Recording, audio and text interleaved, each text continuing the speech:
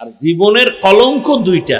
যুবক, লিখে রাখিস আমার কিছু কথা ঘরের দরজায়। জীবনের কলঙ্ক দুইটা, অর্থ কেলেঙ্কারি আর নারী কেলেঙ্কারি। এই দুইটায় পড়লে পৃথিবীতে, আমাকে ইসলাম তো এক সাইড, দুনিয়ার লাইনে কেউ জুতার বাড়ি ছাড়া কিচ্ছু দিবেন। অর্থ কেলেঙ্কারি আর এই দুইটা, একটার হক আদায় করে না, দুইটা লইয়া মরে। মরাডারে মারো কেন, কয় লড়ে কেন? আফসুস, বড় আফসুস, বুঝাবার ভাষা নাই। বাকি আমি বান্দা সবই পারি, সাইরা দিছি সব সব চান্দুরে সাইজ করতে আমি পারি, আল্লাহর রহম। কোন মায়ের সন্তান আমার সামনে দাঁড়াইতে পারবে না, সেই শক্তি নেই, আর লজ্জাও সামনে আসতে পারবে না। বলি না, সব সাইরা দিছি। মহব্বতের নজরে কিছু কথা বলি। এক বউয়ের হক আদায় করতে পারে না, দুইটা লইয়া পারাপারি, তাও নিজের চিন্তাবাদ দিয়ে পুরা অন্যের জন্য চিন্তায় অস্থির।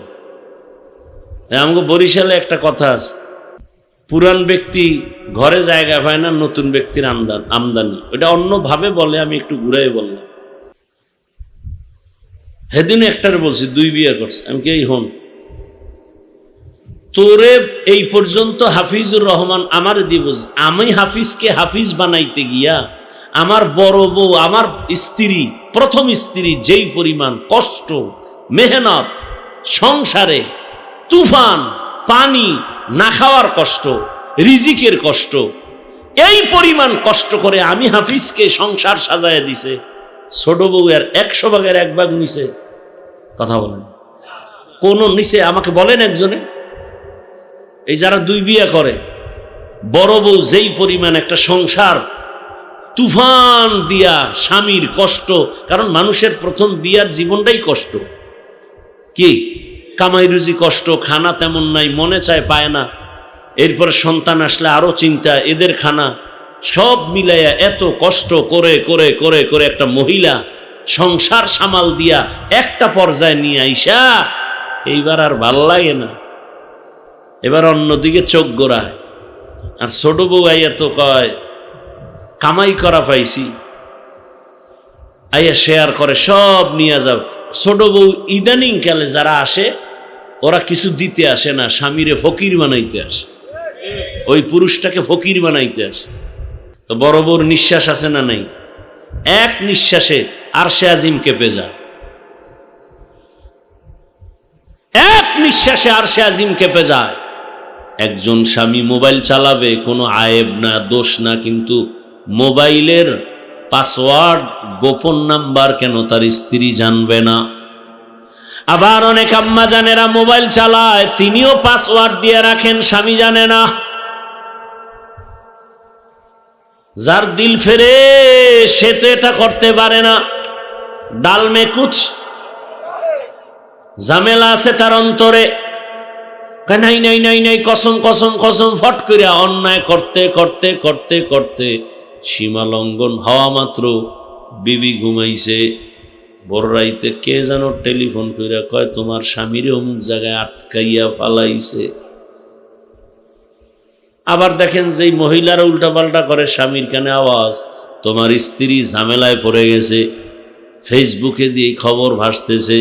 আল্লাহ কিন্তু এটা প্রথম, আল্লাহ এটা প্রকাশ করার না, আল্লাহ তওবার সুযোগ দেয়, তওবা কর তওবা কর। যখন করে না, এবার অন্যায় করতেই আছে করতেই আছে করতেই আছে, এক পর্যায়ে গিয়ে আল্লাহ এবার দুনিয়াতেই বেইজ্জতি শুরু, জীবনের কলঙ্ক মারাত্মক। এজন্য যত বড় বংশীয় মেয়ে হোক, জাতের মাইয়া, ওগো জীবনে বিয়া একটাই, মইরা যাবো, কলঙ্কের বোঝা নিয়ে বাঁচব না। এই জন্য অনেক মেয়েরা কি করে, রাজশাহীতে একটা মেয়ে আত্মহতি দিয়া মারা গেল, ফাঁস দিছে গলায়। ফাঁস দেওয়ার আগে লাইভে আসছে, লাইভে এসে বলতেছে, বাবা তুমি আমার দ্বিতীয় মায়ের লইয়া খাইয়া ঘুমাও, তুমি দ্বিতীয় বিয়া করছিলা কেন? তোমার জামাই বারবার আমাকে মানসিক টর্চার করে, তোর বাবার চরিত্র খারাপ, না হয় 2 বিয়ে করলো কেন? আর আমরা মিলাদ পড়াই 2 বিয়ের জন্য। রসুলের কলিজা টুকরা বিবি,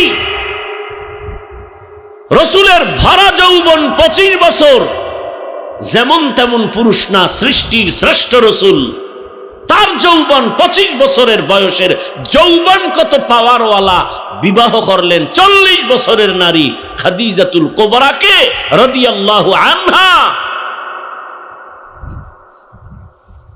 খাদিজা যতদিন ছিল রসুল দ্বিতীয় কোনো বিবাহের চিন্তাই করেনি,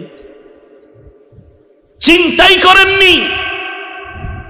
সে খাদিজাতুল কুবরা রসুল থেকে বিদায় নিলেন, তখন রসুলের বয়স 50 পেরিয়ে গেল।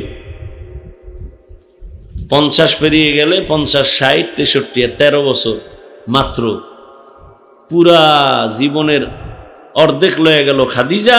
তো 40 বছরের, তো কোন নারী, বছর শুধু না, বয়সের শুধু না, 2 স্বামী আগে গেছে। খাদিজা রাদিয়াল্লাহু আনহার 2 স্বামী, তৃতীয় আমার রসুল, একাধিক সন্তানের মা, এরপরে আমার রসুলের ঘরে আইসা আবার 4 কন্যা। ছেলে হইছে খাদিজার ঘরে মেরে আবুল কাসেম বাদে বাকিরা এই ঘর থেকে আসছে আর দুনিয়া থেকে চলে গেছেন। তো খাদিজাতুল কুবরা রাদিয়াল্লাহু আনহা, আমি পরশুদিনও দেখলাম হাদিসে রসুল বলেন, আম্মাজান আয়েশা বলতেছেন, আমার রুমে বয়া নবী মাঝে মাঝে খাদিজার কথা, খাদিজার বোন ছিল একজন, নবীর কাছে আসতেন আর নবী পাগলের মতো হয়ে যেতেন, মাঝে মাঝে কান্নাও করতেন। আমি আমার কাছে ঈর্ষা লাগতো, রসুল এমন করেন কেন? নবী চোখের পানি ছাড়তেন। খাদিজা আমার দুঃখের সময়ের স্ত্রী, ও আয়েশা তুমি আমার সুখের সময়ের বিবি। আমার মা ছিল না, বাপ ছিল না, টাকা পয়সা ছিল না, খাদিজা ছিল ধনাঢ্য নারী, সব সম্পদ আমাকে হাদিয়া দিয়ে দিছে। খাদিজার সব সম্পদ আমাকে দিছে। কি আপনাকে বউরা দেয় সব সম্পদ? আপনারে থাকলে না দিবে, আর আপনি যা কামাই করেন সব ডাইনে বামে নিতেছে। সব কিছুর মূলে দুনিয়ার মোহাব্বত আর লোভে পড়ে সব উল্টা পাল্টা হয়ে যাচ্ছে।